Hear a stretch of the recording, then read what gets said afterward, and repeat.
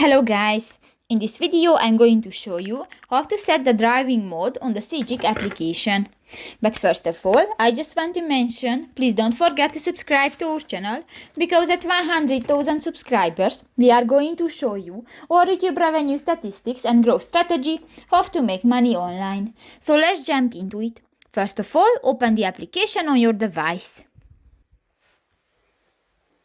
New, click to the three lines at the upper right corner of the screen, and here go to the settings icon.